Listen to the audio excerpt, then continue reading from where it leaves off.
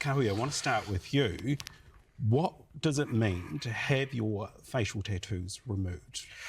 Oh, bro, it's like it just unlocks a whole lot of new doors in there that were closed off because I come from a place that had no options. So it's giving me a future and a future for my kids in there, pretty much. Yeah. When was the first tattoo that you got on your face? First one on my face was in 2017. I got this one here done. Yeah, and then as my career went on, as you can see, I went a bit extreme. Yeah. So they're the tattoos, and the conversation goes on, asking the tattoo remover about the funding in general, and this is what she's got to say. It's definitely helped. A lot of people, unfortunately, when they get out of jail, just don't have money, right? It's simple. And I don't charge a lot. I love doing this work. And so even when there's no funding, I don't charge a lot. But if you don't have the money, then there's nowhere to go with that. So the conversation goes on, and I'm just going to go through these because, as you see, they're pretty short clips there, Chewy. You know, it's appropriate to pose the question, what would you say to people who say taxpayers shouldn't be funding it? It's an appropriate question to ask in an interview. I would ask that in an interview. This is the response from Te Kahui. I believe everyone deserves a second chance, you know. You know, just like I was saying before, you know, some people might be sitting there thinking, well, why did you get it done in the first place?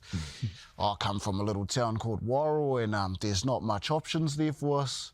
You know, everywhere you look around, this is what you got to look forward to. So yeah, bring myself to a place with more opportunities in there. I've just opened up my eyes, and yeah, I think the best way I can help myself and my people is by opening more doors. And the last clip we're going to play, Chewy, is asking again to Kahui, and I believe that the tattoo removers jumps in on this well. You know, what if you were speaking now? There's been no announcement made. Make this clear again. There's been no announcement made that there's not going to be continued funding, right? But the funding is running out. This government's probably going to say the last government left the fiscal cliff for this funding, meaning it's to the end of the funding.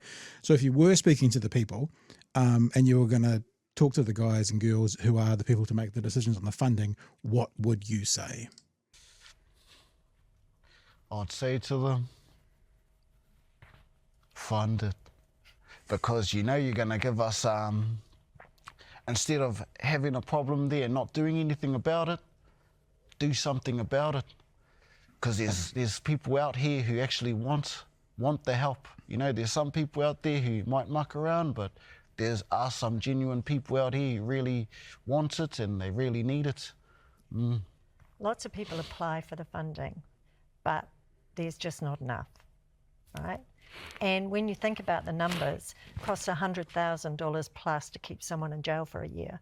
And they're offering $100,000 for, what was it, 2-3 years? I believe it's $190,000 per year for a prisoner. Yes. Yeah. I mean, let's not be the ambulance at the bottom of the cliff. Let's make this happen, give people the opportunity. There you go. So that's pretty much the story in a nutshell, Chewy. Sounds like a really effective program, getting results needed, and it's running out of money. Again, this is not a beat-up national because there's been no announcement whether they would or wouldn't fund it as far as I know. This is just a really interesting story and a success story from people, as we keep getting told by this national government, wanting to put gang life behind them, Joey. Yeah. That fellow there just describes exactly what it is like when you get further and further into the gang. Your options narrow. You know, at the point where you're getting facial tattoos with mob logos and that sort of thing, it's not like you can go and do something else. Yeah. You're not going to pick up a job at the local subway. You know, that's it. And if they want to be serious, if the government wants to be serious about getting people away from the gangs, one of the things that they need to do is make that a possibility.